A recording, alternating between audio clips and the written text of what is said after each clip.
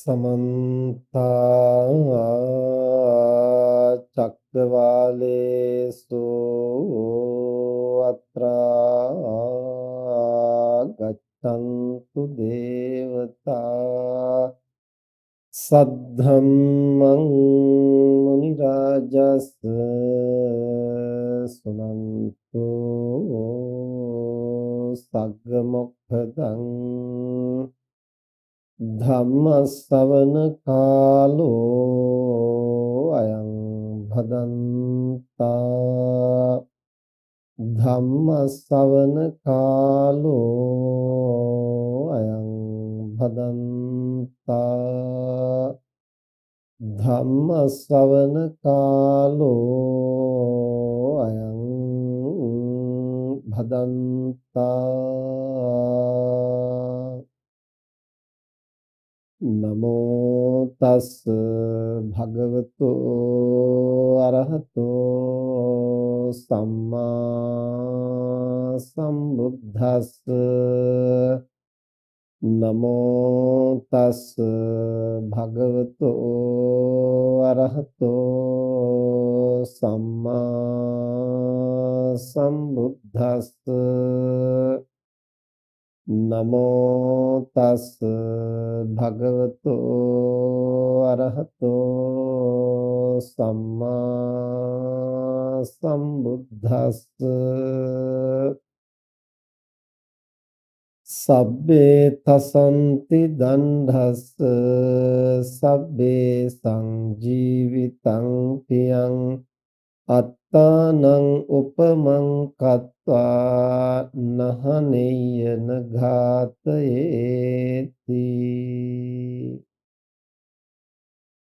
සද්ධාවන්ත පින්නතුනි හැම දිනාම ටික වෙලාවක් ධර්ම ශ්‍රවණය කරන්නට සූදානම් වෙන්නේ අද ධර්ම දේශනාවෙහි දායකත්වයෙන් දරන්නේ දෝහා කටාරෙහි සේවය කරන අසේල අලුත්ගේ මහත්මයා වත්සලා අලුත්ගේ මහත්මිය දේවානි අලුත්ගේ දියණිය මහරගම අමරා ජස්ටින් මල්ලිකා මහත්මිය ගුණදාස අලුත්ගේ මහතා සහ ඩේසි මහත්මිය විසින් පින්කමෙහි ආරමුණ 2021 නොවැම්බර් මාස 13 වන දිනට මාස 21කට ඉහතදී මිය පරලෝ යන්නට යෙදුණු අකිල චන්දිර අලුත්ගේ පුතණුවන්ට පුණ්‍යානුමෝදනා කරමින් ඒ පුතණුවන්ට අකල් මරණ වලට ගොදුරු නොවි උතුම් චතුරාර්ය සත්‍ය අවබෝධ කිරීම පිණිස මේ කුසල් හේතු වේවා කියන ප්‍රාර්ථනාව ඇතිව ලෝවැසි කිසිම දරුවෙක් එබඳු අකල් මරණයකට ගොදුරු නොවේවා කියන ප්‍රාර්ථනාවත් ඇතිව පරම්පරාවේ මිය පරලෝකීය අවශේෂ ඥාතීන්ටත් පුණ්‍ය අනුමෝදනා කරමින් මේ ධර්ම දේශනාවෙහි දායකත්වයේ දරන අකිල චන්දිර අලුත්ගේ පුතණුවන් මිය පරලෝකීය තන් පටන් මාසයකට වතාවක් අඛණ්ඩව මේ ධර්ම දේශනා මාලාව සිදු කරගෙන ආවා. මෙවර සිදු කරන්නේ 21 වෙනි ධර්ම දේශනාව. මාස 21ක් මුළුල්ලේ අඛණ්ඩව මේ දේශනා පෙළ සිද්ධ කරන්නට යෙදුණා. ඒ තුලින් බලාපොරොත්තු වෙන්නේ පුතණුවන්ගේ භව ගමන සුවපත් කරන්නට කිසියම් ආත්ම භාවයකවත් අකල් මරණ වලටපත් නොවෙන්නට ආශිර්වාද කරන්නට ඒ වගේම චතුරාර්ය සත්‍ය අවබෝධය සඳහා මේ කුසල් හේතු වේවා කියන ප්‍රාර්ථනාව පෙරදරි කරගෙන මව්පියන් සහෝදරිය ආච්චිම්මලා සීයලා ඇතුළු ඒ ඥාතීන් විසින් අඛණ්ඩව මේ පින්කම් මාලාව සිද්ධ කරා. අද දවසෙත් ඒ පින්නතුන් දායකත්වයේ දරමින් අපට ආරාධනා කරන්නට යෙදුනේ ප්‍රාණඝාතයෙන් වැළකීම සහ અભයදානය මාතෘකා කොටගෙන අද ධර්ම දේශනාව සිදු කරන හැටියට ප්‍රාණඝාතයෙන් වැළකීම කුසලයක් અભයදානය කුසලයක්. එතකොට මේ දෙකම බොහොම සමීපව යන කුසල් දහම් දෙකක්. නමුත් එකම කුසලය නෙමේ පැහැදිලිව කුසල ක්‍රියාවන් දෙකක්. ප්‍රාණඝාතය සිද්ධ නොකර සිටීම ඒ කියන්නේ සත්ව ඝාතනයෙන් වැළකීම දස කුසල කර්මපතයන්ට අයිති උසස් කුසලයක් හැටියටයි ධර්මයේ දැක්වෙන්නේ. අකුසල කර්මපත 10ක් දැක්වෙනවා. ප්‍රාණඝාත, අදත්තා දාන, කාම මිත්‍යාචාර කියන කයින් සිදුවෙන අකුසල් 3යි. ඒ වගේම මුසාවාද, පිසුනා වාච, පරුසා වාච, සම්පප්පලාප කියන වචනයෙන් සිද්ධ වෙන අකුසල් 4යි. අවිද්‍යා, ව්‍යාපාද, මිත්‍යා දෘෂ්ටි කියන සිතින් සිද්ධ වෙන අකුසල් 3යි. මේ විදිහට අකුසල කර්මපත 10ක් ධර්මයේ පැහැදිලි කරනවා. ඊට ප්‍රතිවිරුද්ධ පැත්ත කුසල කර්මපත හැටියට දක්වනවා. ප්‍රාණඝාතයෙන් වැළකීම, අදත්තා දාණයෙන් වැළකීම, කාමමිත්‍යාචාරයෙන් වැළකීම, මුසාවාදයෙන් වැළකීම, පිසුනා වාචයෙන් වැළකීම, පරුසා වාචයෙන් වැළකීම, සම්පප්පලාපයෙන් වැළකීම, ඒ වගේම අවිද්‍යාවෙන් වැළකීම හෙවත් අනවිද්‍යාව, ව්‍යාපාදයෙන් වැළකීම හෙවත් අව්‍යාපාදය, මිත්‍යා දෘෂ්ටියෙන් මිදීම හෙවත් සම්‍යක් දෘෂ්ටිය කියන මේ කරුණු 10 දස කුසල කර්මපත හැටියටයි දක්වන්නේ. එතකොට එහි පළවෙනි කාරණය තමයි ප්‍රාණඝාතයෙන් වැළකීම. ප්‍රාණඝාතයෙන් වළකින්නට පුළුවන් නම් ඒ සතුන් නොමරා සිටීම උසස් වූ කුසලයක් හැටියට, කුසල කර්මපතයක් හැටියට බුදුරජාණන් වහන්සේ දේශනා කරන්නේ. ඒ වගේම අපිට හැකි අවස්ථාවල මරණයට ගොදුරු වෙන්නට යන සත්වයින්ගේ ජීවිතය ආරක්ෂා කරන්නට පුළුවන් නම් ඒකත් ඒහා සමීපව යන ප්‍රබල කුසල කර්මයක්. Taman ඝාතනය නොකිරීමත් ඝාතනය වෙන්නට යන සතෙකුගේ ජීවිතය ආරක්ෂා කර ගැනීම. එතකොට මේ දෙක සමීපව යනවා කියලා කියන්නේ අපි මීට ඉහතදිත් පැහැදිලි කරලා දීලා තියෙනවා ප්‍රාණඝාතයෙන් වැළකීම කියන මේ කාරණය හුදෙක් විරතියට පමණක් සීමා කරලා අපේ සීලය සම්පූර්ණ වෙන්නේ නැහැ. සීලේහි කොටස් දෙකක් තියෙනවා. නොකල යුතු දේ නොකර සිටීම සහ කල යුතු දේ කිරීම. එතකොට නොකල යුතු දේ තමයි සතුන් මැරීම නොකල යුතුයි. එතකොට ප්‍රාණඝාතයෙන් වැළකීම අවශ්‍යයි. පාණාතිපාතා වේරමණී සික්ඛාපදං සමාදියාමි කියලා මේ සිල්පදයේ සමාදන් වුණහම හුඟක් දෙනා කල්පනා කරන්නේ අපි සතුන් මැරීමෙන් වැළකී සිටීම ප්‍රමාණවත් කියලා. නමුත් බුදුරජාණන් වහන්සේ මේ ශික්ෂාපදේ පැහැදිලි කරනකොට කරුණු 6ක් දක්වනවා. ඒ කරුණු 6න් කරුණු 3ක් නොකල යුතු දේවල්, කරුණු 3ක් කල යුතු දේවල්. කොහොමද ඒක පැහැදිලි කරන්නේ? පාණාතිපාතා පටිවිරතෝ, නිහිත දණ්ඩෝ, නිහිත සත්තෝ, ලජ්ජී, දයාපන්නෝ, සබ්බ පාන භූත හිතානුකම්පී විහෙරති. එතකොට පාණාතිපාතා පටිවිරතෝ ප්‍රාණඝාතයෙන් වළකිනවා. නිහිත දණ්ඩෝ, දඬු මුගුරු පස්සකින් තබලා, ඒ කියන්නේ දඬු මුගුරු වලින් සත්තුන්ට හිංසා කරන්නේ නැහැ. ඊළඟට නිහිත සත්තෝ, සියුම් අවියායුධ වලින් සත්වයින්ට හිංසා කරන්නේ නැහැ. ඒ තමයි නොකල යුතු කාරණා 3.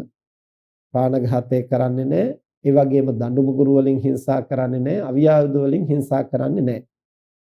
ඊළඟට කල යුතු කාරණා 3 තමයි ලජ්ජී, දයාපන්නෝ, සබ්බපාන භූත හිතානුකම්පී විහෙරති. ලජ්ජී කියලා කියන්නේ ඒ ප්‍රාණඝාතයට ලැජ්ජා ඇති කෙනෙක් බවට පත් වෙනවා. ඒක මනසේ උසස් වූ ගුණයක්.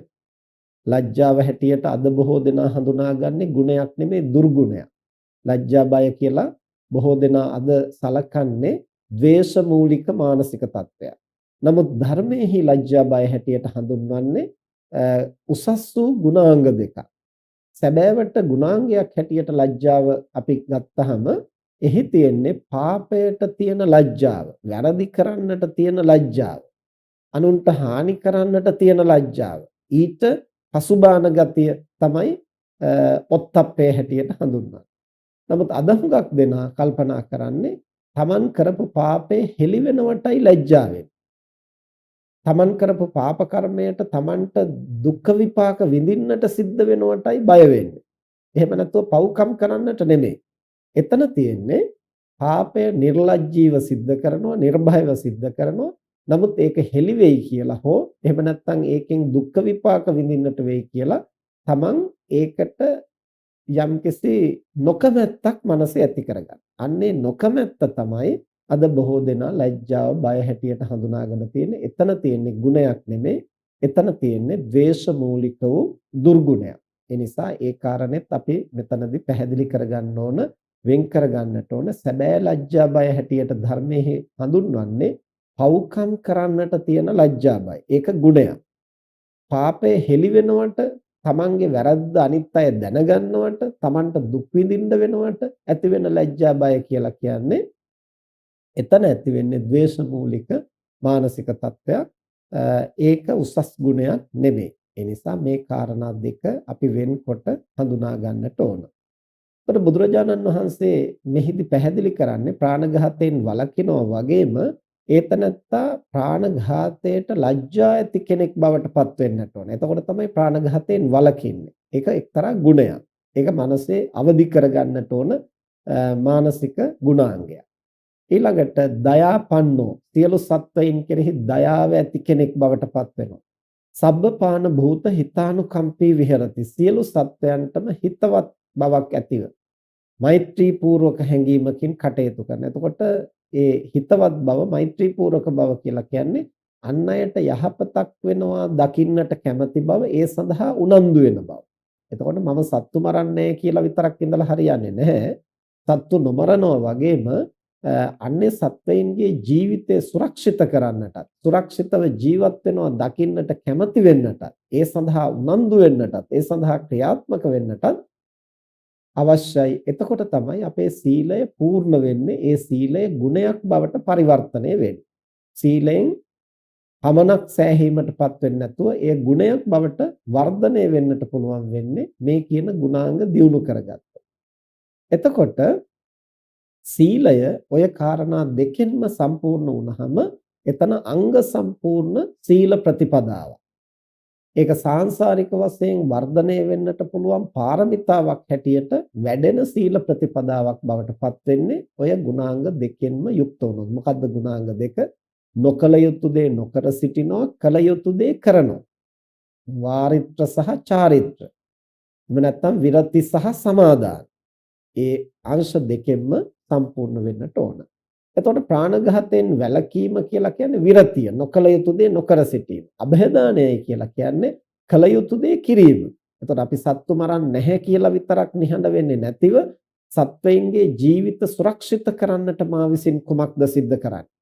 ඒ සඳහා යමක් මම කරලා තියනවද? එහෙම කල්පනා කරලා බලනකොට ඔය අංශ දෙකෙන්ම අපේ ජීවිතය පරිපූර්ණ නම් තමයි ඒ ශික්ෂාපද, එහෙම නැත්නම් ඒ සීලය අංග සම්පූර්ණව අපි පුරුදු පුහුණු කළා කියලා සතුටු වෙන්නට පුළුවන් වෙයි. එතකොට ප්‍රාණඝාතය අකුසලයක්, ප්‍රාණඝාතයෙන් වැළකීම කුසලයක්. ඒ වගේම અભේදානය කුසලයක්. ප්‍රාණඝාතය ඇයිද අකුසලයක් වෙන්නේ? බුදුරජාණන් වහන්සේ දේශනා කරනවා මේ ලෝකෙහි උපදින්නා වූ සෑම සත්වයක්ම යම් කර්ම ශක්තියක් ඇතිව මේ ලෝකෙහි ජීවත් වෙන්නට සුදුසු ආයු කාලයක් ඇතිව තමයි උත්පත්තිය ලබන්නේ. ඒතර ස්වභාවිකව මරණයටපත් වෙනවා නම් එක්කෝ ගෙනාපු කර්ම ශක්තිය අහෝසි වෙලා මැරෙන්නට ඕන. එහෙම නැත්නම් ලබාපු ආයු කාලය අවසන් වෙලා මැරෙන්නට ඕන. එහෙම නැත්නම් ওই දෙකම අවසන් වෙලා මරණයටපත් වෙන්නට ඕන. හතරවෙනි අවස්ථාව තමයි ආයුෂත් තිබියදී කර්ම ශක්තියක් තිබියදී කෙනෙකුගේ ජීවිතය අහෝසි වෙන්නට පුළුවන්. එතකොට ඒ අහෝසි වීමත් ඒතනත්තා සතු සාංශාරික කර්ම ශක්තියක් මතුවලා ස්වභාවිකව සිද්ධ වෙනවා නම් ඒකත් ස්වභාවික සංසිද්ධියක් වෙනවා. නමුත් සමහර අවස්ථාවල ඒතනත්තාට අකාලේ මේ යන්නට කර්ම ශක්තියක් තියෙනවා. ඒ කර්ම ශක්තිය ක්‍රියාත්මක වෙන්න අපි ඒකට මැදිහත් වෙනවා. එතකොට ඒතනත්තාට ස්වභාවිකව කර්ම වේගය තමයි ක්‍රියාත්මක වෙන්නේ. නමුත් අපි ඒකට මැදිහත් වීම නිසා අපි අමතර අකුසල කර්මයක් ජනිත කරගන්නවා. උදාහරණයක් හැටියට අපි නිතරම සිහිපත් කරනවා මුගලන් හාමුදුරුවන්ට හොරු තැළුවා. එතකොට උන්වහන්සේට තැලුම් කාලා පිරිනිවන් පාන්නට සිද්ධ වුණේ පෙර භවයක මව්පියන්ට තලලා ඝාතනය කරපු අකුසල කර්ම විපාකය. එතකොට උන්වහන්සේට විපාකත්වයට පැමුණුනේ උන්වහන්සේ විසින්ම ජනිත කරගත්තු කර්ම ශක්තිය. නමුත් ඒ කර්ම ශක්තිය විපාක දෙන්නට යම්කිසි පුද්ගල පිරිසක් ඉදිරිපත් වුණා. අර මිත්‍යා දෘෂ්ටික පිරිසක් එකතු වෙලා සැලසුම් කරලා තමයි උන්වහන්සේට තැළුවේ. එතකොට උන්වහන්සේගේ කර්ම ශක්තිය ක්‍රියාත්මක වෙලා විපාකත්වයටපත් වුණාට ආයුෂ තිබියදී ජීවත් වීමේ කර්ම ශක්තිය තිබියදී අර අමතර පිරිසක් එකතු වෙලා උන්වහන්සේගේ ජීවිතය අහෝසි කරන්නට ක්‍රියාත්මක වීම හේතු කොටගෙන ඒ පිරිස විසින් බරපතල වූ අකුසල කර්මයක් සිද්ධ කරගත්තා. මතු සසරේ තමනුත් අප්‍රමාණ ආත්ම භාවවල ඒ විදිහට තැලුම් කාලා අකාලේ මිය දෙන්නට හේතු වෙනවා. මුගලන් හාමුදුරුවෝ පෙර භවයක තමන්ගේ බිරිඳගේ කීම අහලා මව්පියන්ට තලලා ඒ අයට ජීවත් වෙන්නට කර්ම ශක්තිය තිබියදී ජීවත් වෙන්නට ආයු කාලය තිබියදී ආයුෂත් කර්මයක් තිබියදී අකාලේ මරණයටපත් කළා. තමන්ගේ ඕනකමට. එතකොට ඒ විදිහටම තමන්ගේ ජීවිතේටත් ඒකෙන් බලපෑම් ඇති කළා. එතකොට අර මිත්‍යා දෘෂ්ටික පිරිසත් එබඳුම කර්මයක් සිද්ධ කරගන්නවා. ඒ කර්මය කොපමණ කාලයක් විපාක දෙයිද කියලා නිශ්චය කරන්නට බැරි තරම් බරපතල පාප. මෙන්න මේ විදිහට ප්‍රාණඝාතය අකුසලයක් වෙන්නේ ඇයිද? ඒ සත්වයාට ජීවත් වීමේ සුදුසුකම් තිබියදී අපි ඉදිරිපත් වෙලා ඒ සත්වයාගේ ජීවත් වීමේ අයිතිය ජීවත් වීමේ සුදුසුකම අහෝසි කරනවා නම් ඒක අප විසින් විශ්ව ධර්මයේ අනුව කරන්නා වූ බරපතල අපරාධයක් වෙනවා. ඒ අපරාධයේ විපාකය Tamanට විඳින්නට සිද්ධ වෙනවා.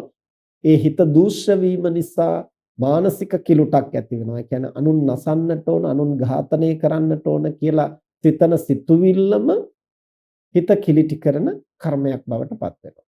ඒ වගේම අනේකාව ඝාතනය කිරීම නිසා කර්ම විපාකයක් හැටියට මතු සසර ගමනේ Tamanටත් අකාලේ මරණයටපත් වෙන්නට සිද්ධ වෙනවා. මේ විදිහට කුසල කර්මයක වුණත් අකුසල කර්මයක වුණත් කොටස් දෙකක් පවතිනවා. මානසික කොටස සහ භෞතික කොටස.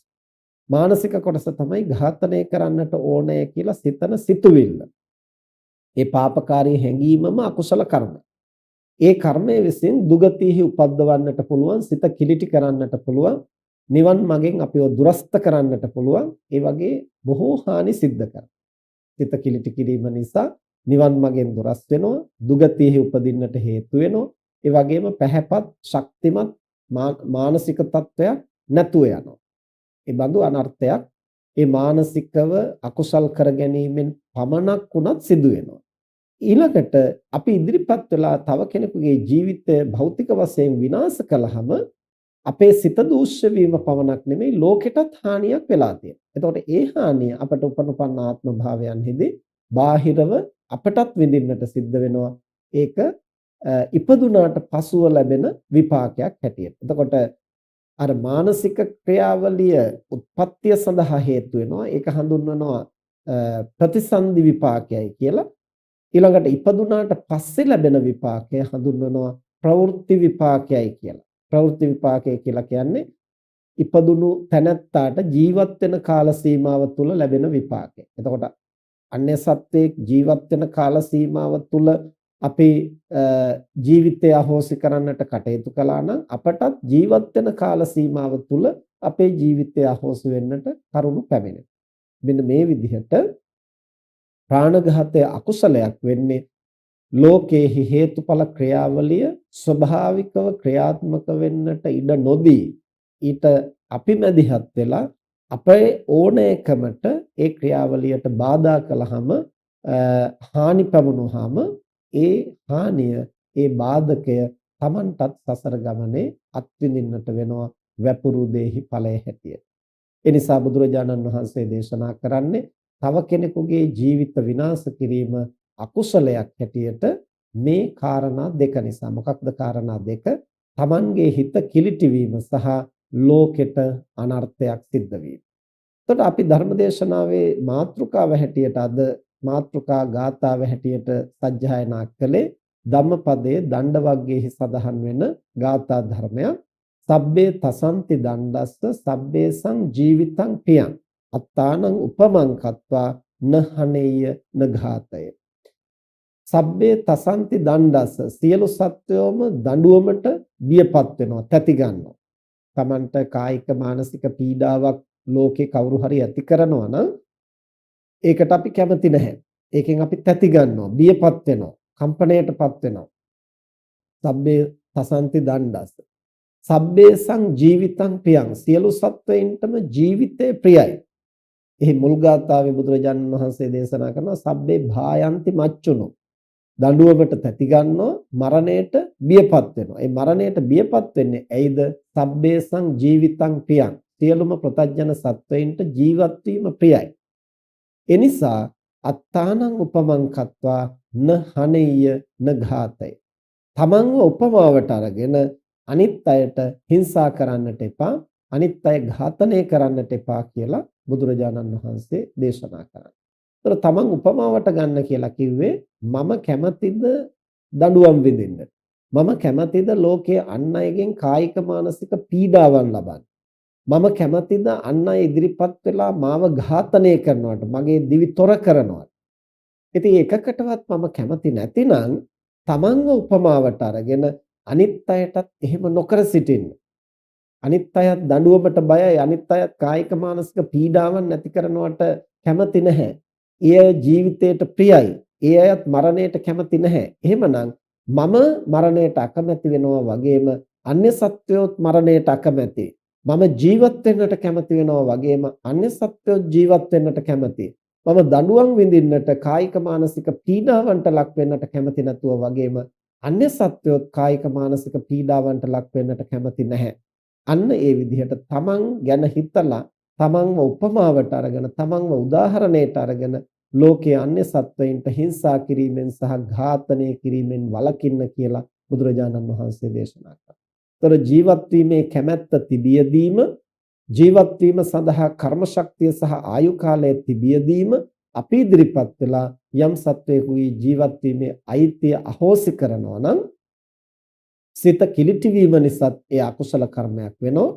ලෝකයට අනතුරු වීම නිසාත් ඒ අකුසල කර්මයක් වෙනවා. ඒ දෙආකාරයෙන් සිද්ධ කරගන්නා වූ කර්ම ශක්තිය අපට සසර ගමනේ දුගති ආත්ම භාවවල උපදින්නටත්, උපදින බොහෝ ආත්ම භාවවල අකල් මරණ වලට ගොදුරු වෙන්නටත් හේතු වෙනවා. ඒ නිසා කරන මොහොතේ අනර්ථයක් Tamanටත් අනුන්ටත්, විපාක දෙන මොහොතේ Tamanටත් අනුන්ටත් අනර්ථයක්. ඒ නිසා ඒ බඳු ක්‍රියාවන් අකුසල කර්ම, පාප කර්ම හැටියට බුදුරජාණන් වහන්සේ දේශනා කළා. ඒ නිසා යම් කෙනෙක් තමන් උපමාවටගෙන තමන් පිළිබඳව හිතලා, ලෝකය ගැන හිතලා අනුන්ට හිංසා නොකොට සිටිනවා නම්, අනුන්ව ඝාතනය කිරීමෙන් වළකිනවා නම් ඒ ප්‍රාණඝාතයෙන් වැළකීම කුසල කර්මයක් කියන බව බුදුරජාණන් වහන්සේ දේශනා කරනවා. ඒ කුසල කර්මය දෙආකාරයකින් තමන්ට විපාක දෙනවා. අනුන් ඝාතනය නොකර සිටින්නට උත්සාහ කිරීම, අදිෂ්ඨාන කිරීම, ඒ සඳහා කැපවීම තමන්ගේ සිත පිරිසිදු වෙන්නට හේතු වෙනවා. ඒ වගේම අන්‍ය සත්වයින්ගේ ජීවිත සුරක්ෂිත කිරීම, එහෙම නැත්නම් ඝාතනය කිරීමෙන් වැළකීම තමන්ට අකල් මරණ වලට ගොදුරු නොවි දීර්ඝායුෂ භුක්ති විඳින්නට එය හේතුවක් වෙනවා. ඊළඟට අපි සිහිපත් කළා අභයදානමය කුසලය. ප්‍රාණඝාතයෙන් තමන් වළකිනවා වගේම අන්‍ය සත්වයින්ගේ ජීවිත වෙනත් ක්‍රමයකින් විනාශ වෙන්නට යනවා නම්, එය අපට පෙනෙනවා නම්, දැනෙනවා නම් ඒ తත්වය වළක්වන්නටත් අපට ක්‍රියාත්මක වෙන්නට පුළුවන්. ඒක ප්‍රාණඝාතයෙන් වැළකීම කියන ක්‍රියාවලියේම දිගුවක් හැටියට, එහෙම නැත්නම් විරතිය සහ සමාදානයේ හැටියට, ඒ සීල ශික්ෂාව පූර්ණත්වයට පමුණවා ගැනීමක් හැටියට අපට ඉදිරි පියවරක් හැටියට ක්‍රියාත්මක වෙන්නට පුළුවන්. අපි ඝාතනය කරන්නෙත් නැහැ. හැබැයි සත්වයකට ජීවත් වෙන්න කර්ම ශක්තියක් තිබියදී, ආයු කාලයක් තිබියදී වෙනත් හේතු සාධක නිසා අකාලයේ මේ යන්නට කරුණු පැමිණෙනවා නම් ඒවා වළක්වන්නට අපිට ක්‍රියාත්මක වෙන්න පුළුවන්. කොහොමද වළක්වන්නේ? මොනවද එහෙම ජීවිතේ විනාශ වෙන්නට පැමිණෙන කරුණු? ප්‍රධාන වශයෙන්ම වෙනත් සත්වයක විසින් තවත් සත්වයෙක් ඝාතනය කරන්නට පෙළඹෙනවා නම්, එබඳු අවස්ථාවල ඒ ඝාතනයෙන් මුදවා ගත හැකි නම් එය උසස් වූ અભේදානමය කුසලයක්. અભය කියලා කියන්නේ බිය නොවීම. එතකොට නිර්භය භාවය. බියටපත් වීම සත්වයින්ට මහ දුකක්. එතකොට බිය දුරු කරන්නට පුළුවන් නම් එය અભේදානයක්.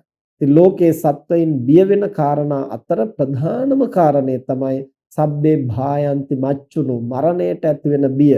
මරණ බය තමයි ලෝක සත්වයින්ට ඇති වෙන ප්‍රධානම බිය. මේ ප්‍රධානම බියෙන් ඒ සත්වයා නිදහස් කරන්න පුළුවන් නම්, ඒ කියන්නේ මරණ බයෙන් නිදහස් කරන්න පුළුවන් නම්, ඒක තමයි උසස්ම અભේදානයක් හැටියට හැදින්වෙන්නේ. එතකොට මරණ බයෙන් නිදහස් කිරීමට අමතරවත් અભේදානය දෙන්නට පුළුවන්. ඒ කොහොමද? දඬුවම් විඳින්නට කරුණු පැමිණෙනකොට, ඒ වගේම කායික මානසික පීඩාවන්ට ලක් වෙනකොට, ඒ පීඩාවන්ගෙන්, ඒ දුක් දුම්නස් වලින් සත්වයා මුදවා ගන්නට පුළුවන් නම් ඒකත් અભේදානයක් තමයි. නමුත් සමාජයේ මරණයෙන් නිදහස් කර ගැනීම තමයි ප්‍රධාන અભේදානයේ හැටියට මහජනයාගේ සිත්වලට කාවැදිලා තියෙන්නේ. ඒකට හේතුව අර සියලුම અભේදානයන් අතර ජීවිත දාණය, තමයි සත්වයාට ලොකුම અભේදීමක් හැටියට සැලකෙන්නේ. ඉතින් අපි කුසල් දහම් කරනකොට තේරුම් ගන්නට ඕන ජීවිතේ රැකීම උසස්ම અભේදානයයි. ඉන් මෙපිට තව පුංචි පුංචි කාරණා වලින් සත්වයින්ට පැමිණෙන බිය තැතිගැන්ම දුරු කරන්නට පුළුවන් නම් ඒවත් અભේදාන කුසලයේ හැටියටම තමයි සැලකෙන්නේ. එතකොට ප්‍රධාන වශයෙන් තව කෙනෙක් විසින් තවත් සත්වයෙකුගේ ජීවිතය විනාශ කරන්නට පෙළඹෙනවා නම් ඒ බඳු තැන් වලින් ඒ අයගේ ජීවිත ආරක්ෂා කර ගැනීම.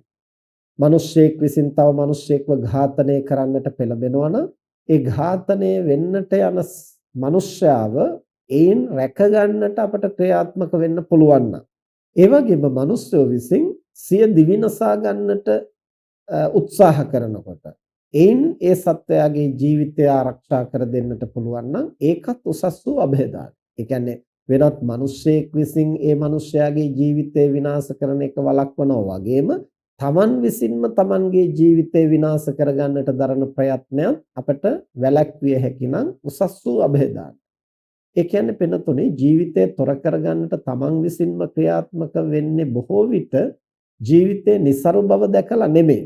යම් යම් කලකිරීම හේතු කොටගෙන ඒ වගේම ලෝකයෙන් පරිගන්නට හරි තමන්ගෙන් පරිගන්නට හරි හිතාගෙන තමන් කැමති විදිහට ජීවත් වෙන්නට ඉඩ නැත්නම් මේ ජීවිතේ මට අවශ්‍ය නැහැ කියන තීරණයට නිගමනයට පැමිණෙනවා. එතකොට අඥානකම නිසා, මුලාව නිසා, ද්වේෂ සහගත බව නිසා, අගතිගාමී බව නිසායි ඒ බඳු තීරණයකට පැමිණෙන්නේ. ඉතින් අපට සදාකාලිකවම පුද්ගලයන්ගේ ජීවිතය රකිමින් ආරක්ෂා කරන්නට නොහැකි වුණත් යම් අවස්ථාවක දිවි තොර කරගන්නට උත්සාහ කරනවා නම් සුළු කාල සීමාවකට හරි ඒ ජීවිතය ආරක්ෂා කරන්නට පුළුවන් නම් ඒක උසස් වූ અભේදානමය කුසලයක් වෙනවා.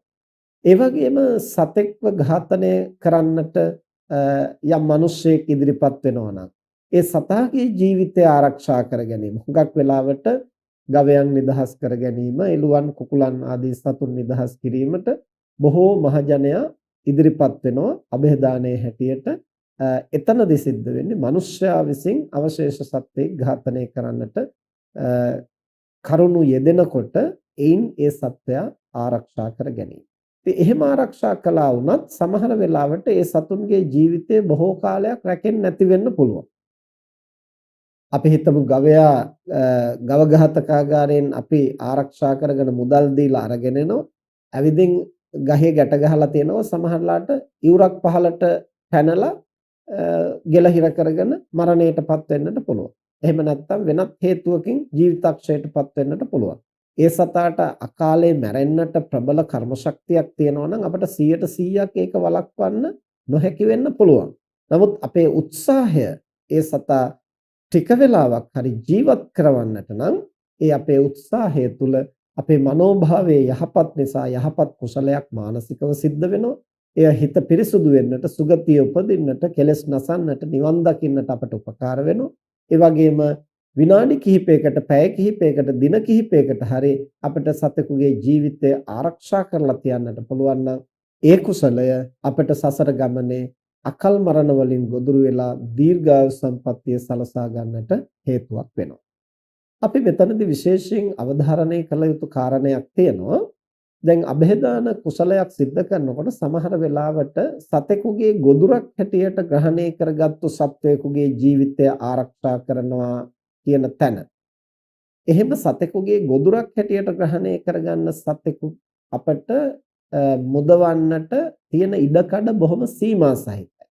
ඒ කියන්නේ අපි හිතමුකෝ දැන් ගැරන්ඩියෙක් විසින් ගෙම්බෙක් අල්ලගන්න. එහෙම අල්ලාගත්තන් පස්සේ බොහෝ දෙනා කල්පනා කරන්නේ අර ගැරන්ඩියට පීඩා කරලා, තලලා, හිංසා කරලා, වැලි ගහලා, භූමි තෙල් ගහලා හරි අර ගෙම්බව නිදහස් කරගත්තොත් හරි කියලා. දැන් එතකොට එක සතෙකුගේ ජීවිතයක් රකින්නට ගිහිල්ලා තව සතෙකුට පීඩා කරනවා. එක සතෙකුගේ ජීවිතය රකින්නට ගිහිල්ලා තව සතෙකුගේ ආහාරය නැති කරනවා. එහෙම කරන්න අපට අයිතියක් නැහැ. එතකොට ඒ සතාගේ ආහාරය, ප්‍රාණයක් ආරක්ෂා කරගන්නට අපට යුතුයකමක් පවතිනවා. නමුත් ඒ යුතුයකම අපට ක්‍රියාත්මක කරන්න පුළුවන් වෙන්නේ ගොදුරක් බවට ග්‍රහණය කරගන්නට පෙර ආතුව. අපි හිතමු ගැරන්ඩියා ගෙම්බා පසුපස පන්නාගෙන යනකොට අපට රකින්න පුළුවන්. එතකොට තාම ගොදුරක් බවට පත් වෙලා නැහැ.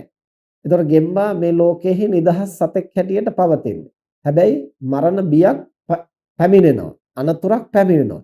ඒකෙන් වළක්වා ගන්නට පුළුවන්. හැබැයි ගෙම්බා ගැරන්ඩියා විසින් ග්‍රහණය කරගත්තට පස්සේ අපි ගැරන්ඩියාට තලලා ගෙම්බා අයින් කරන්නට යනවා නම් එතන වෙනම අකුසල කර්ම ගොන්නක් අපි සිද්ධ කරගන්නෝ ද්වේෂ මූලිකව සතෙකුට හිංසා කළා. එතකොට අපේ මූලික ඉලක්කය වෙන්නේ අර ගෙම්බා නිදහස් කිරීම වුණාට ඒ මූලික අදහස පාදක කොටගෙන අපි වෙනම අකුසල කර්ම ගොඩක් රැස් කරගන්න. ඒක යෝග්‍ය වෙන්නේ නැහැ. ඒ වගේම තමයි අපි තේරුම් ගන්නට ඕන එහෙම සතෙකුගේ ගොදුරක් බවට ග්‍රහණය කරගත්තු සතෙක්ව බේරා හැරියා වුණත් එක පැත්තකින් අර සතාට ආහාරය අහිමි වෙනවා ඒ කර්මය අපි කරපින්නා ගන්නවා අනිත් පැත්තෙන් අර දත් පහරවල් වැදිලා විස දල වැදිලා ඒ විස ශරීරගත වුණාන් පස්සේ අර සතා විඳවලා මැරෙන තැනටපත් වෙනවා.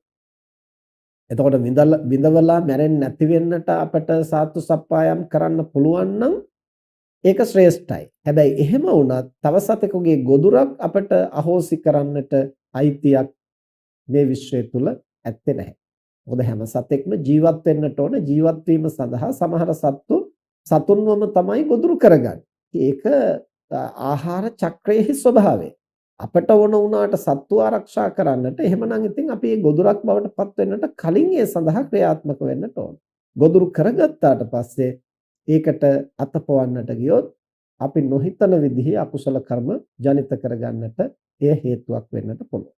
ඉතින් ඒ නිසා અભය දාන දීමේදී අපි මෙබඳු කරුණු ගැනත් විශේෂයෙන් සැලකිලිමත් වෙන්නට ඕන. ඊළඟට ගවඝාතකාගාරයකට වගේ ගෙන ගියාම අපි එතනින් ඒ සතාව නිදහස් කරන්න සමහර වෙලාවට මුදල් දීලා නිදහස් කරන්න උත්සාහ කරනවා. එතකොට ඒ ඝාතනය සඳහා ගෙන ගිය අය අර ගවයාගේ වටිනාකම වගේ 3 ගුණයක් විතර සමහරකට මුදලක් කියනවා. කිව්වෙන් පස්සේ සමහරු කල්පනා කරන්නේ අපි පින්කමක් නේ කරන්නේ. ඒ නිසා කේවල් කරන එක හොඳ නැහැ. මේ කියන ගාන දීලා ගන්නට ඕන. තව වැඩිපුර ඉල්ලනවා නම් ඒ ගාන හරි දෙන්න ඕන. එහෙම කියලා බොහොම සත්භාවයෙන් මුදල් දීලා ගන්නවා. හැබැයි එහෙම ගත්තා වුණාට අර අපි දෙන මුදල අරගෙන ඒ මනුස්සා සමහරලාට තව ගවය 3 දෙනෙක් ඝාතනය කිරීමට රැගෙන එන්න පුළුවන්. එතකොට එක ගවයෙක් නිදහස් කරන්න අපි මුදල් දෙනවා. අපි දෙන මුදලින්ම ගවය 3 දෙනෙක් ගෙනල්ලා ඝාතනය කරන්නට ඉඩ තියෙනවා. ඉතින් ඒ නිසා අපි ඒ විදිහට මුදල් ගෙවලා සතුන් නිදහස් කරනකොටත් වඩා බුද්ධිමත් වෙන්නට ඕන, වඩා ප්‍රඥා සංප්‍රයුක්තව ඥාන සංප්‍රයුක්තව කල්පනා කරලා කටයුතු කරන්නට ඕන. අපි කරන ක්‍රියාවෙන් තවත් හානියක් සිදු කරන්නට ඉඩ නොසැලසෙන විදිහට.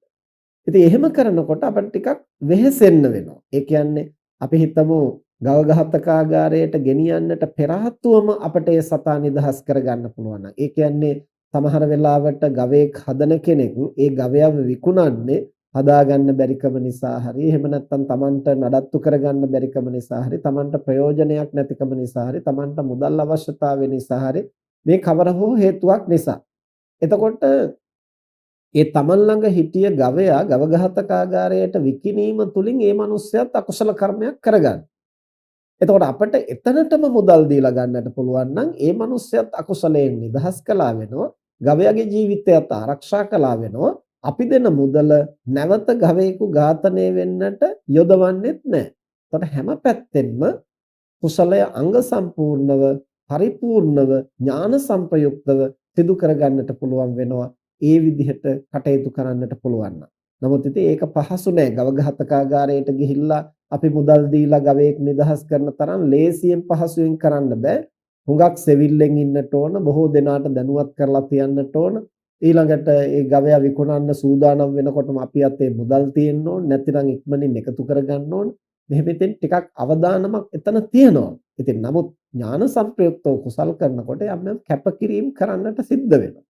ලාභයට දේවල් කරන්න ගියන් පස්සේ අමතර කරුණත් ඒකත් එක්කලා එකතු වෙන්නට ඉඩකඩ තියෙනවා. මේකෙන් අදහස් කරන්නේ ගවඝාතකාගාරයට ගිහිල්ලා ගවය නිදහස් කරන්න එපා කියන එක නෙමෙයි.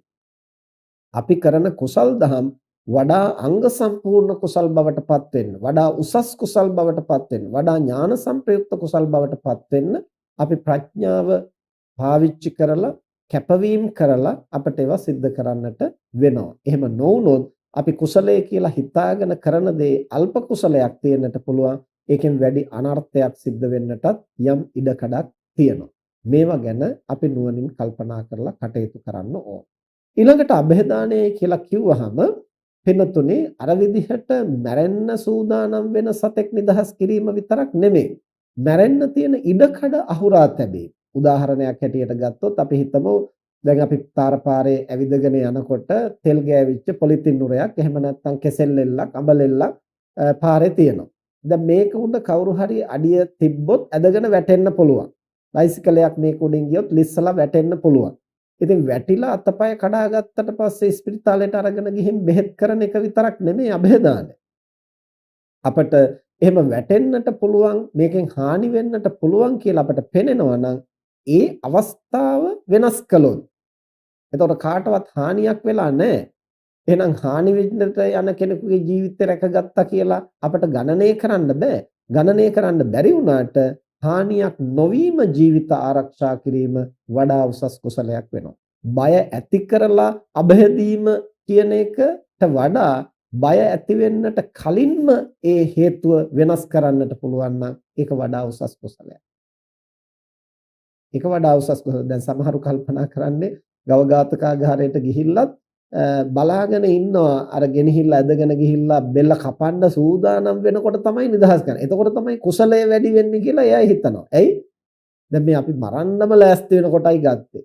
එතනදී කුසලය වැඩි වෙනව නෙමෙයි කුසලය තව දුර්වල වෙනවා. ඇයි අර සතාට මරණ බය ඇති වෙනකම් බලා ඉඳලා තමයි නිදහස් කරන්නේ. අන්න ඒ විදිහට අඥාන විදිහෙන් පින්කම් කරන අයත් ඉන්නවා. ඒ තමන්ගේ කුසලය වැඩි කරගන්න කියලා තෘෂ්ණා මූලික වුණාම ප්‍රඥාව යට යනවා. මෝඩකම ඉස්මතු වෙනවා. එතකොට අපිට කරන කුසලයේ උසස් කුසලයක් හැටියට සිද්ධ කරන්න බෑ. කරුණා මෛත්‍රිය පෙරදරි වෙනකොට අනුන් කෙරෙහි හැඟීම අනුන්ගේ ජීවිතේ රකින්න ඕන. අනුන්ටයි යහපත කරන්නේ මේ මගේ කුසලයේ වැඩි කරගන්න කියන අදහසින් නෙමෙයි. ඒ අනුන් පිළිබඳව කරුණා මෛත්‍රිය හරියට ඇති වෙනකොට තමයි අපිට නිවැරදිව කුසලයේ කරගන්න පුළුවන් වෙන්නේ. කුසල තෘෂ්ණාවෙන් නෙවෙයි. ඒ නිසා අපි සතෙකුට හිංසාවක් වුණාට පස්සේ උපකාර කරන්න ඉදිරිපත් වෙනවට වඩා ඒ හිංසාව වෙන්නට පෙර ආතුවම වළක්වන්නට පුළුවන් නම් එය තමයි වඩා උසස් කුසලයක් වෙන්නේ. ඒ වගේම අපිට මේ කාරණේ හොඳින් නුවණින් තේරුම් ගත්තාම සමහර වෙලාවට තමන් පාවිච්චි කරන ලිඳ ඒ ලිඳට නැවත නැවත පොඩි පොඩි ක්‍රමී සත්තු වැටෙනවා පෙනෙනවා නම් අපිට දැලක් දාලා ආවරණය කරලා තියන්නට පුළුවන්. එතකොට දිනපතාම දහස් ගණන් ප්‍රාණීන්ගේ ජීවිත ආරක්ෂා වෙනවා. එතකොට අපිට ගණන් කරලා මෙච්චරක් ලිඳේ වැටිලා හිටියා මම අයින් කළා කියන එක විතරක් නෙමෙයි. තේකෝප්පෙට මෙච්චර කූඹි වැටිලා හිටියා මම මෙච්චරක් ප්‍රාණය නිරුද්ධ වෙන එක වැළැක්වුවා කියලා ගණන් කර කර කූඹි අයින් කරලා දානවට වඩා තේක බීපු ගමන්ම මේ තේකෝප්පේ පැණි රසත් එක්කලා මෙහෙම තිබුණොත් මේකට කූඹි ඇවිල්ලා පිරෙනවා. එතකොට හොදනකොට මැරෙනවා. ඊළඟට ඉතුරු වෙච්ච තේ ටිකට වැටිලා ඒ සත්තු ටික මැරෙනවා. මේක තේරුම් අරගෙන එසේ නොවේවා කියන කරුණා මෛත්‍රියෙන් තේක බීපු ගමන් කෝප්පේ හොදලා තියන්න පුළුවන් නම් ඒ හැඟීමෙන් ඒකත් උසස් වූ અભේදානමය කුසලයක්. ඊළඟට මදුරු කීටය හැදුනට පස්සේ උන් මරන්න සිද්ධ වෙනවා ඩෙන්ගු වළක්වා ගන්න. එතකොට ඩෙන්ගු වළක්වා ගන්න ඕන වුණාට මම නම් මදුරුව මරන්නේ කියලා හිතාගෙන නිහඬ වුණොත් ඩෙන්ගු හැදිලා මිනිස්සු මැරෙනවා. එතකොට මිනිස්සු බේර ගන්න ඕන නම් මදුරුව මරන්න වෙනවා. මදුරුව බේර ගන්න ඕන නම් මිනිස්සු මැරෙනකම් බලා ඉන්න. මේ දෙකෙන්ම බේර ගන්න පුළුවන් අපිට මදුරු කීටය හැදෙන ඉඩ කඩ අහෝසි කරන්න පුළුවන්. ඒ නිසා පරිස්සමින් යෝගට් කෝප්පද එහෙම නැත්නම් පොල් කටුද ටයර් කෑලිද මේ වගේ වතුර එකතු වෙන තැන් අපිට මදුරු කීටය හැදිලා මදුරුවන්ගේ ජීවිතෙත් විනාශ වෙන එක වළක්වලා මිනිස්සුන්ගේ ජීවිතත් විනාශ වෙන එක වළක්වන්න පුළුවන්. අපිට පරිසරය පිරිසිදුව තියාගන්න පුළුවන්. ඊළඟට ගහක් කොළක් හිටෙව්වහම ඒ ගහෙන් අම්ලකර වායුව නිෂ්පාදනය කරනවා. මිනිස්සෙකුට පමණක් නෙවෙයි බොහෝ ප්‍රාණීන්ට ජීවිතේ පවත්වන. අපිට අම්ලකර වායුව නැති වුණොත් ඔක්සිජන් වායුව නැති වුණොත් ජීවත් වෙන්න බෑ.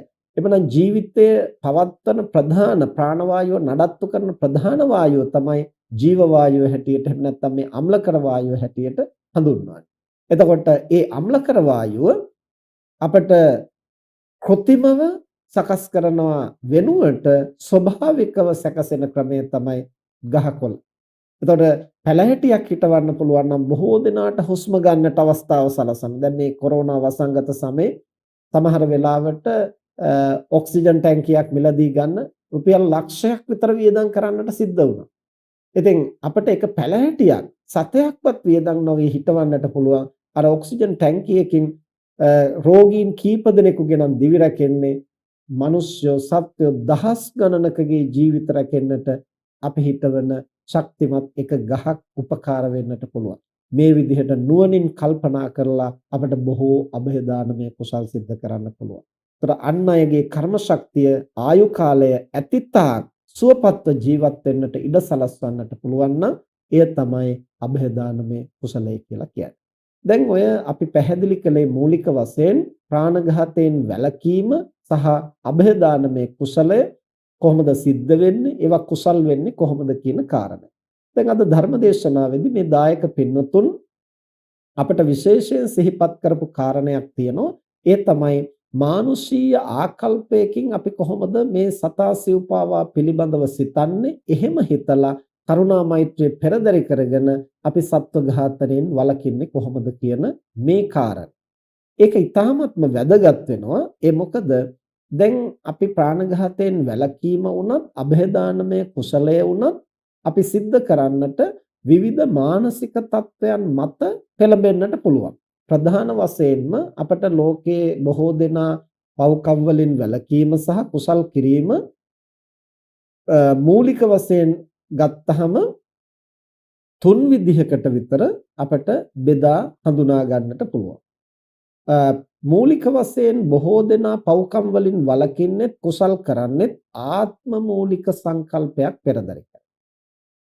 එයින් ටිකක් ඔබට යනකොට අපි පව්කම් වලින් වළකින්නේ කුසල් කරන්නේ මානුෂීය ආකල්පයක් මූලික කොට. එයිනුත් ඔබට අපි ප්‍රඥාවෙන් වැඩෙනකොට අපි පව්කම් වලින් වළකින්නේ කුසල් දහම් කරන්නේ ආධ්‍යාත්මික දැක්මක් අවදි කරගෙන. මෙන්න මේ විදිහට ලෝකේ බොහෝ දෙනා පව්කම් වලින් වළකින්නේ කුසල් දහම් කරන්නේ කවර පදනමකද කියලා විමසා බලනකොට ඒ අයගේ මනෝභාවයන් අපට ප්‍රධාන කොටස් තුනකට පමණ බෙදා ගන්නට පුළුවන්. ඒ පළවෙනි කොටස තමයි ආත්ම මූලික සංකල්පය, දෙවෙනි කොටස තමයි මානුෂීය ගුණාංගය, තුන්වෙනි කොටස තමයි ආධ්‍යාත්මික දැක්ම. මොකද්ද ආත්ම මූලික සංකල්පයයි කියලා කියන්නේ? දැන් සමහර කෙනෙක් ප්‍රාණඝාතයෙන් වළකිනවා. ඒ වළකින්නේ සතුන් කෙරෙහි කරුණා මෛත්‍රියෙන් නෙවෙයි. එතනදී මූලික වෙන්නේ සත්තු මැරීමෙන් මට පව් සිද්ධ වෙනවා. මට අකුසල් සිද්ධ වෙනවා. මට අකාලේ මැරෙන්න සිද්ධ වෙනවා. මට නිවන් දැක ගන්නට බැරි වෙනවා. මේ විදිහට මට මගේ කියන Tamanගේ යහපත ගැන හිතලා සතුන් මැරීමෙන් වළකින. එහෙම හරි වළකින එක හොඳයි. නමුත් එතන තියෙන චින්තනය ආත්ම මූලිකයි. මාව රැකගන්න, මාව බේරගන්න, මාව පරිස්සම් කරගන්න, මම දුක් විඳින එකෙන් වළක්ව ගන්න, මම සුවපත්ව ඉන්න. ලෝකයේ ගැන කරුණා මෛත්‍රියකින් නෙවෙයි. එතකොට එහෙම හරි අපි ප්‍රාණඝාතයෙන් වළකිනවා නම් ඒකත් ප්‍රාණඝාතයෙන් වැළකීමේ කුසලය තමයි. නමුත් ඒ කුසලය සසර ගමනේ අපට අකල් මරණ වලින් වළකින්නට හේතු වෙනවා. නමුත් කෙලස් නසන්නට නිවන් දකින්නට උපකාර වෙන්නේ නැහැ. ඇයි කෙලස් නසන්න උපකාර වෙන්නේ නැත්තේ? තක්කාය දිට්ඨිය මූලික කොටගෙන ආත්ම තෘෂ්ණාව මූලික කොටගෙනයි එතනත්තා පාපයෙන් වැළකීලා තියෙන්නේ. එය ආත්ම දෘෂ්ටිය දුරු කරන්නට උදව් වෙන්නේ නැහැ. සක්කාය දිට්ඨිය දුරු කරන්නට උදව් වෙන්නේ නැහැ. ආත්ම මූලික ක්ලේශයන් පදනම් කොටගෙන සිද්ධ කරන ඒ කර්මය ක්ලේශයන් දුරු කිරීම සඳහා සහාය වෙන්නේ නැහැ. හැබැයි ජීවිතේ රැකෙන්නට හේතු වෙනවා. අකල් මරණ වලට ගොදුරු නොවෙන්නට හේතු වෙනවා. දිගුකල් සුවපත්ව ජීවත් වෙන්නට ඒ කර්ම ශක්තිය උදව් වෙනවා. ඒ නිසා සසර සැපයට හේතු වෙනවා. කෙලස් නසන්නට නිවන් දකින්නට ඒ කුසලය උපකාර වෙන්නේ නැහැ. ඊළඟට અભේදානමය කුසලයක් ඔය විදිහෙන්ම සමහරු සිද්ධ කරනවා. ඒ කියන්නේ ආත්ම මූලික සංකල්පයක. සතුන්ව නිදහස් කරනවා. මොකටද නිදහස් කරන්නේ? මම බේරෙන්න, මගේ අපලේ දුරු කරගන්න. මම අකල් මරණ වලින් බේරෙන්න, මගේ ලෙඩේ සනීප කරගන්න. මට සසර ගමනේ දීර්ඝායුෂ ලබන්න. එතකොට මම සසරේ කරගෙන තියෙන යම් යම් අකුසල කර්ම තියෙනවා නම් ඒව යට කරගෙන මට යහපතක් කරගන්න. එතකොට අර ආරක්ෂා කරන එහෙම නැත්නම් දිවි බේරන සතා රැකෙන්නට ඕන කියන අදහසක් නැහැ. ඒ සතාව හිලව් කරගන්නේ මගේ වැඩේ කරගන්න. ඒ නිසා තමයි අර ගව ඝාතක ආකාරයට ගිහිල්ලා බලාගෙන ඉන්නේ අරගෙන ගිහිල්ලා ගැට ගහලා බෙල්ල හිර කරලා ගෙල කපන්නට සූදානම් වෙනකන් බලා ඉඳලා නිදහස් කරන්නට හිතන්නේ ඇයි? ඒ සතාට මරණ බිය ඇති වුණාට මට ගැටලුවක් නැහැ. මගේ කුසලය උසස් කරගන්න ඕන. මගේ පින උසස් කරගන්න. ඒ බඳු අඥාන චින්තනය. ඒ බඳු ආත්ම මූලික සංකල්පය. ඉතින් එතකොට කුසලය උසස් වෙනවා වෙනුවට තමන්ගේ ක්ලේශය උසස් වීමයි සිද්ධ වෙන්නේ. තමන්ගේ දුර්ගුණය උසස් වීමයි එතනදි සිද්ධ වෙන්නේ. ඒ නිසා ආත්ම මූලික සංකල්පය පෙරට උණු තැන ප්‍රඥාව මොට වෙනවා. ප්‍රඥාව යට යනවා. ක්ලේශය මතුවෙනවා. තෘෂ්ණාව මතුවෙනවා. සක්කාය දිට්ඨිය ඉදිරිපත් වෙනවා. ඉතින් එහෙම හරි ලෝකෙට හොදක් කළොත් ඒතනත්තාටත් සසර ගමනේදී හොදක් සිද්ධ වෙනවා.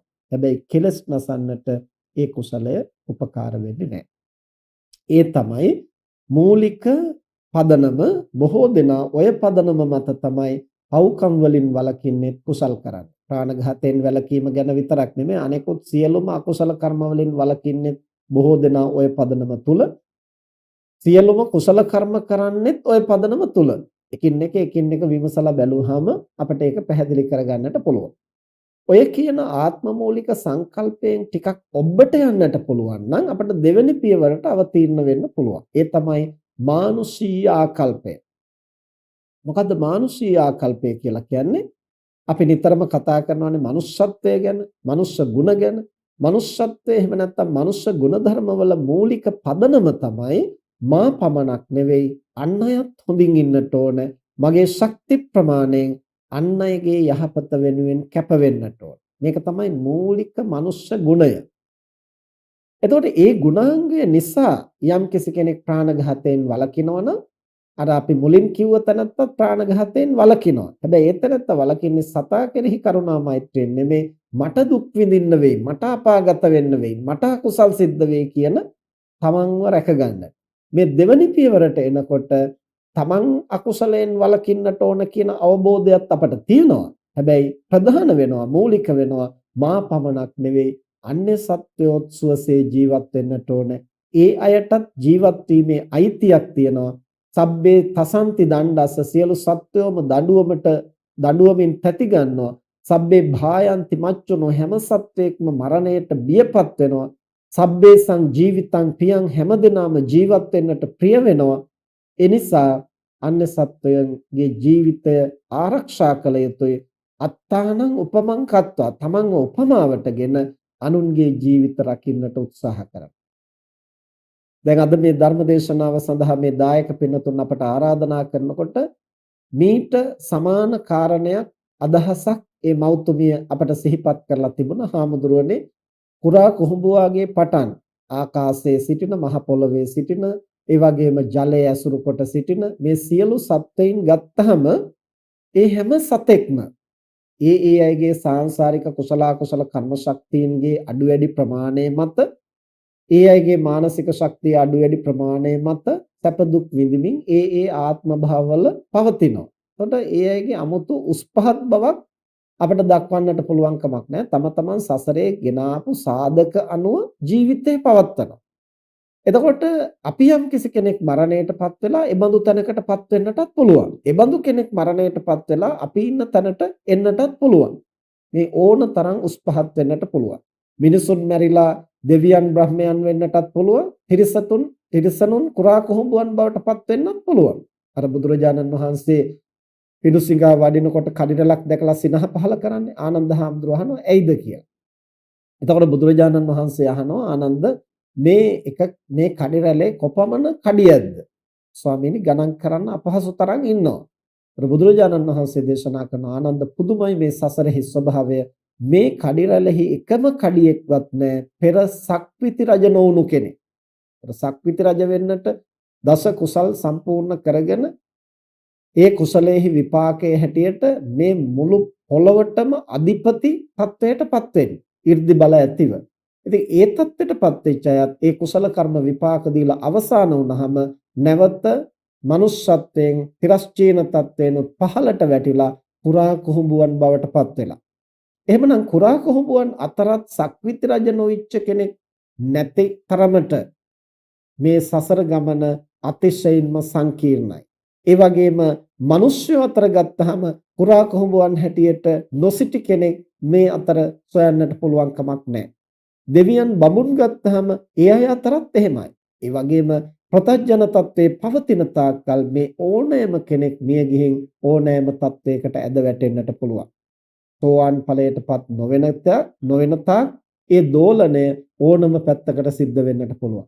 ඒ නිසා මේ මෑණියන් සිහිපත් කරලා තිබුණේ හාමුදුරනේ පෙළට යන කුහුඹු රැලක් දකිනකොට ඒ වගේම මැස්සෙක් මදුරුවෙක් දකිනකොට මේ අපි හැමෝම එකම තත්වයක නේද ජීවත් වෙන්නේ කියන ආකල්පය ඇති වෙනවා අපි කියන හැඟීම ඇති වෙනවා. එතකොට ඒ හැඟීම ඇති වෙනකොට කෙසේවත් මගේ ජීවිතේ රැක ගන්නට මේ කුහුඹුවා මේ මදුරුවා මේ මැස්සා ඝාතනය කරන්නට ඕන කියන අදහසක් ඇති වෙන්නේ නැහැ. එහෙම ධෛර්යයක් ඇති කරගන්නට බෑ. ඒතරම් රළු බවක් ඇති කරගන්නට බෑ. අර මානුෂීය ආකල්පේ පෙරට වුණු තැන.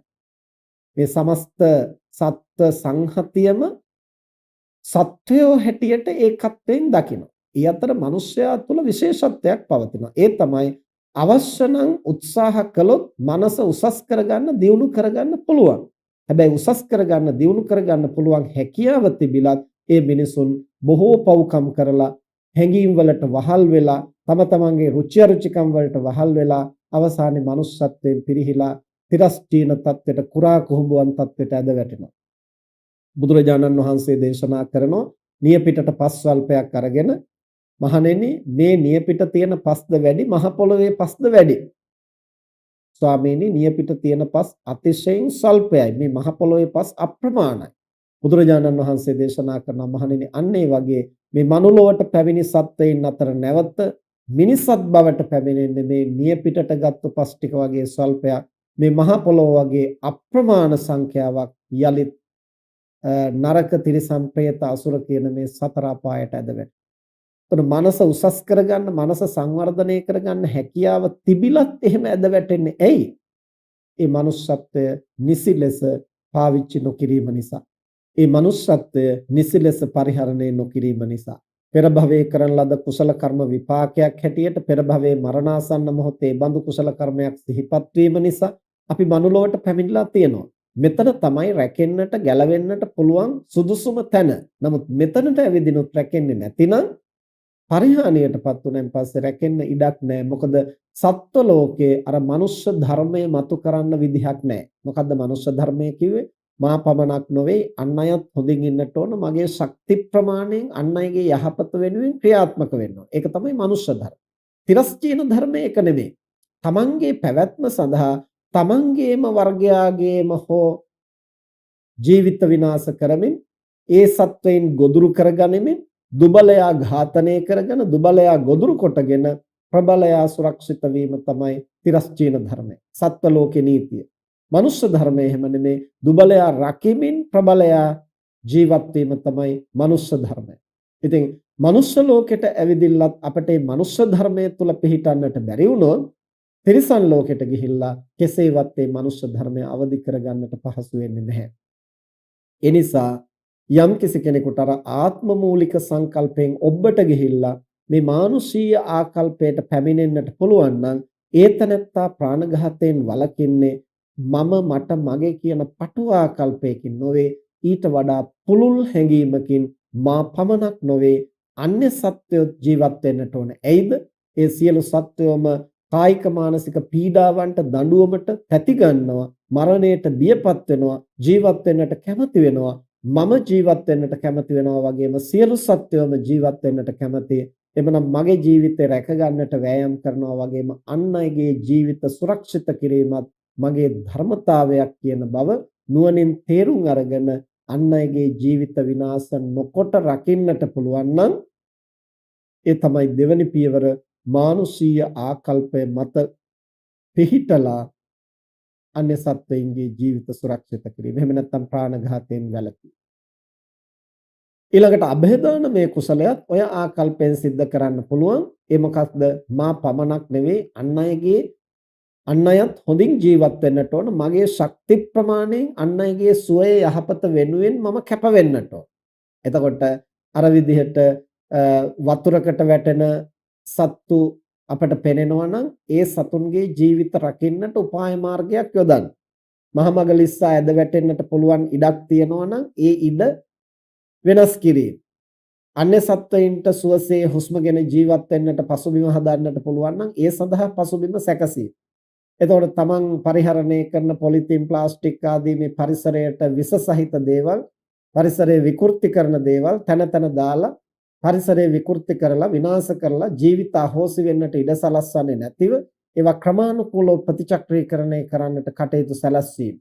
අන්‍ය සත්වයන් කෙරෙහි කරුණා මෛත්‍රියෙන් කළ හැකි නම් ඒ මානුෂීය පදනමක් තුල ඒ සියල්ලක්ම උසස් වූ અભේදානමය කුසල් හැටියට සිද්ධ කරගන්නට පුළුවන්කම තියෙනවා. එතකොට ඔය දෙවනි පියවර ප්‍රාණඝාතයෙන් වැළකීම සහ અભේදානමය කුසලය අපට මානුෂීය චින්තනයක් මත මානුෂීය ආකල්පයක් මත පිහිටලා සිද්ධ කරන්නට පුළුවන්. එතකොට එතනට අපි පැමිණෙනකොට අපි ගුණවන්තයින් බවට පත් වෙනවා. අර පළවෙනි ප්‍රාථමික පියවරේදී ආත්ම දෘෂ්ටිය, සක්කාය දිට්ඨිය, මමත්වයෙන් ගිලිලා තමයි අපි මේ කටයුතු කරන්නේ. නමුත් මේ දෙවෙනි පියවරට එනකොට අපි ගුණාත්මක බවින් සංවර්ධනය. තුන්වෙනි පියවරට යනකොට අපි ප්‍රඥාවෙන් සංවර්ධනය වෙනවා.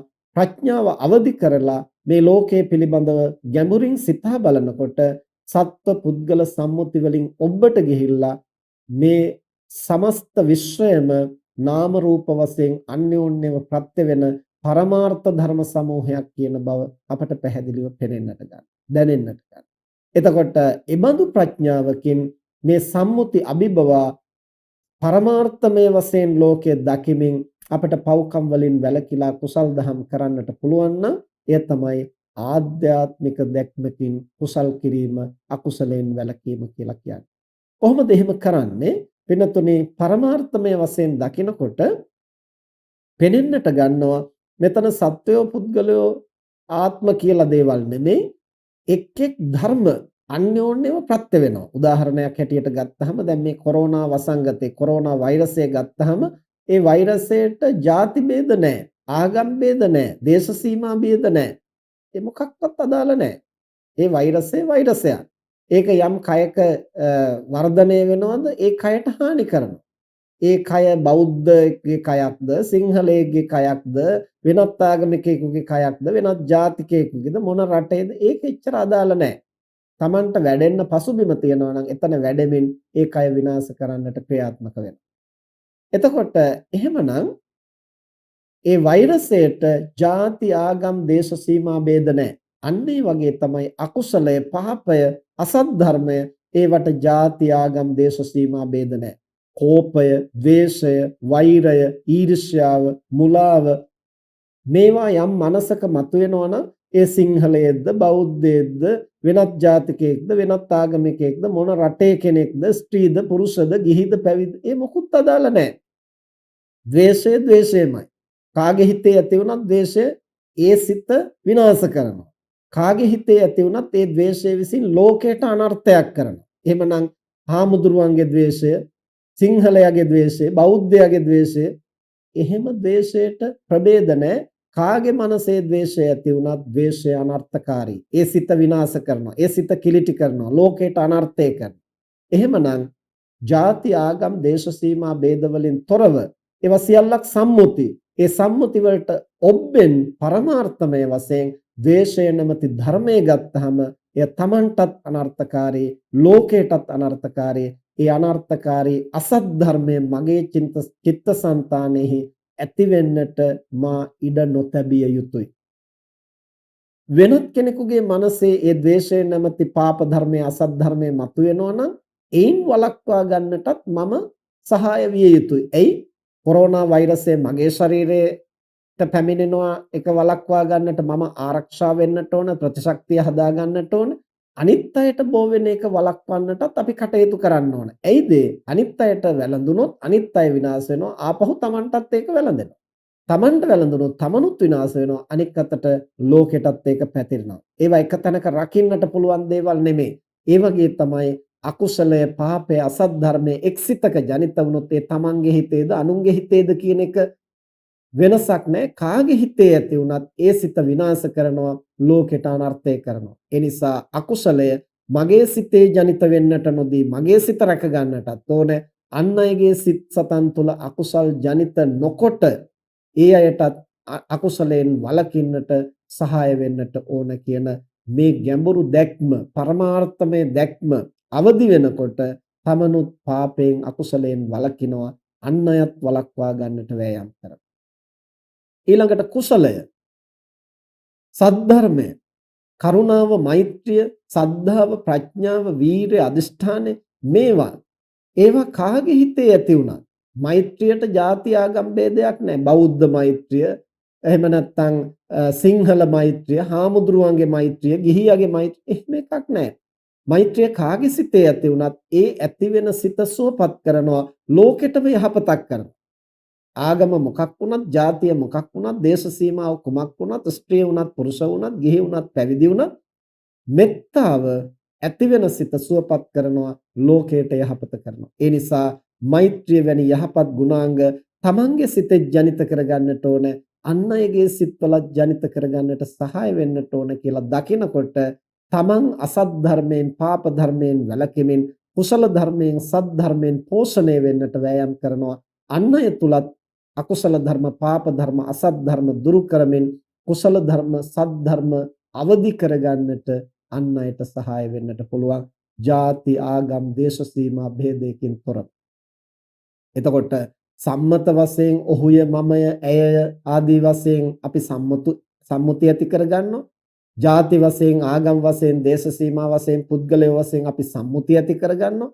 නමුත් මේ ලෝක ධර්මතා ක්‍රියාත්මක වෙනකොට ඒ සම්මුති අභිබවා එක්තරා පොදු ස්වરૂපයකින් ක්‍රියාත්මක වෙනවා කියලා නුවණින් දකිනකොට තමන්ගේත් අනුන්ගේත් යහපත සඳහා ಜಾති, ආගම්, දේශ සීමා ભેදයකින් තොරව සමස්ත විශ්ව ධර්මය අවබෝධ කොටගෙන ඒ දහම රකින්නටත්, අදහම දුරු කරන්නටත් කැප වී කටයුතු කරනවා.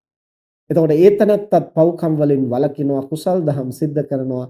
එතන ඒ කටයුතු සිද්ධ කරන්නේ ආධ්‍යාත්මික වූ දැක්මකින්, ප්‍රඥාවෙන්, පරමාර්ථමය වශයෙන් ලෝකයේ දකින. ඒ තමයි උසස් පියවර. එතකොට මූලික අවස්ථාවේදී අපි පව්කම් වලින් වළකිනවා, කුසල් දහම් කරනවා ආත්ම මූලික සංකල්පයක ඉඳගෙන. එහෙම හෝ අපි ආරම්භ කරන්නට ඕන.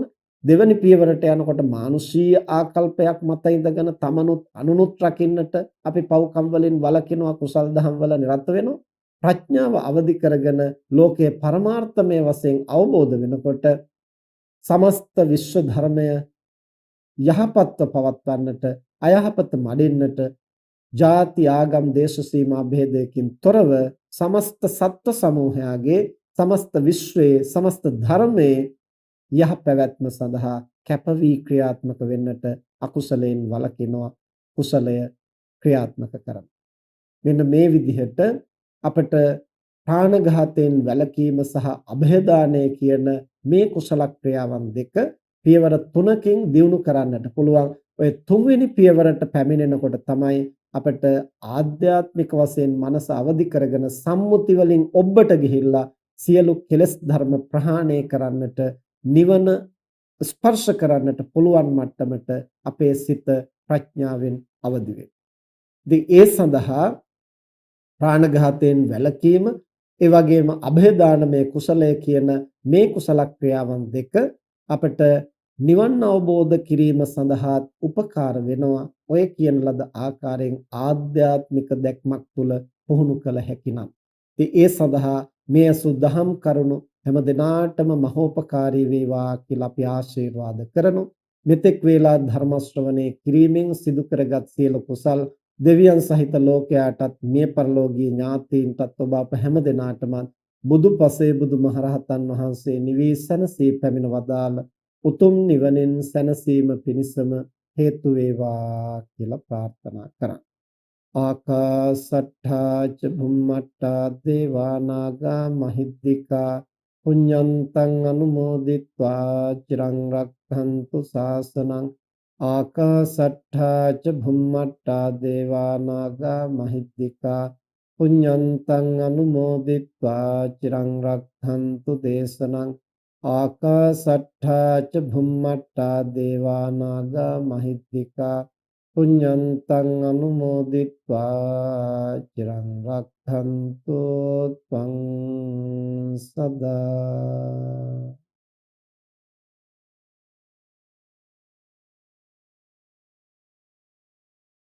අද ධර්ම දේශනාවෙහි දායකත්වයෙන් දරන්නේ දෝහා කටාරෙහි සේවය කරන අසේල අලුත්ගේ මහත්මයා, වත්සල අලුත්ගේ මහත්මිය, දෙවානි අලුත්ගේ දියණිය, මහරගම අමරාජ ස්ටින් මල්ලිකා මහත්මිය, ගුණදාස අලුත්ගේ මහතා සහ ඩේසි මහත්මිය විසින් අකිල චන්දිර අලුත්ගේ පුතණුවන් මිය පරලෝ ගොස් 2021 නොවැම්බර් මාස 13 වන දිනට මාස 21ක් ගත වීම නිමිති කොටගෙන ඒ පුතණුවන්ට උපදින කිසිම ආත්ම භාවයකදී මෙවන් අකල් මරණයක් සිදු නොවේවා උතුම් චතුරාර්ය සත්‍ය අවබෝධ වේවා කියන ප්‍රාර්ථනා පෙරදරි කරගෙන ලෝකවාසී කිසිම දරුවෙකු මෙවන් අකල් මරණයකට ගොදුරු නොවේවා කියන ප්‍රාර්ථනාවත් ඇතිව ඒ වගේම අභාව ප්‍රාප්ත වූ ඔස්ටින් අමරසිංහ, ආරී කුරුළුගම අමරසිංහ, සොහොයුරිය සහ සොහොයුරාටත් නිවන් සුව ප්‍රාර්ථනා කරමින් ධර්ම ශ්‍රවණය කරන ලංකාවාසී ලෝකවාසී සැමට ආශිර්වාද කරමින් දේශකයන්න් වහන්සේට ආශිර්වාද කරමින් අද ධර්ම දේශනාවෙහි දායකත්වයේ දරනවා. මාස 21ක් මුළුල්ලේම අඛණ්ඩව ඒ පුතණුවන් නිමිති කොටගෙන ධර්ම දානමය මහා කුසලයක් සිද්ධ කරන්නේ. අද මේ 21 වෙනි වතාවට මේ මහ පිංකම සිද්ධ කළේ හැම දිනාටම ධම්ම අසන්නට අවස්ථාව සලස්වා දෙමින් ධර්ම දානමය පිංකමක් තම තමන් ධර්ම ශ්‍රවණය කරමින් ධර්ම ශ්‍රවණමය පිංකමක් සිද්ධ කරගත්තා.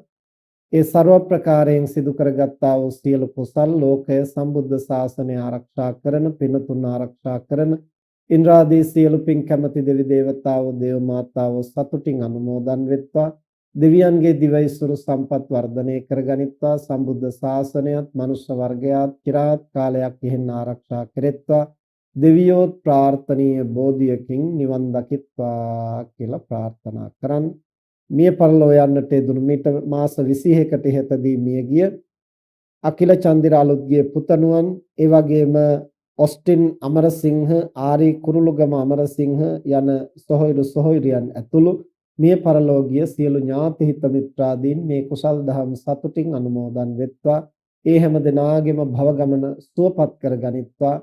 අකිල පුතණුවන් ඇතුළු හැම දිනාටම කිසියම් ආත්ම භාවයකවත් අකල් මරණ වලට ගොදුරු නොවි නිරෝගී සම්පන්නිය දීර්ඝායු සම්පන්නිය සිද්ධ කර ගන්නටත් සුවසේ ගුණ නුවණ වඩමින් ප්‍රාර්ථනීය බෝධියකින් නිවන් දකින්නට මේ කුසල් හේතු වේවා කියලා ප්‍රාර්ථනා කරන් ඔබ අප හැම දිනාටමත් මේ උදාර කුසලයේ මෙලව යහපත અભිවෘද්ධිය පිණිස පවතිවා. සසර වාසය කරන තාක් නරකාදී සතර අපායකට මිත්‍යා දෘෂ්ටි කුලයකටපත් නොවීම පිණිස කල්යාණ මිත්‍ර සම්පත්තිය සද්ධර්ම ශ්‍රවණය ලැබීම පිණිස හේතු වේවා. බුදුපසේ බුදුමහරහතන් වහන්සේ නිවී සැනසී පැමිණ වදාළ උතුම් නිවනින් සැනසීම පිණිසම හේතු වේවා කියලා ප්‍රාර්ථනා කරා. හැම දිනාටම තෙරුවන් සරණයි. බුද්ධං සරණං ගච්ඡාමි ධම්මං සරණං ගච්ඡාමි සංඝං සරණං ගච්ඡාමි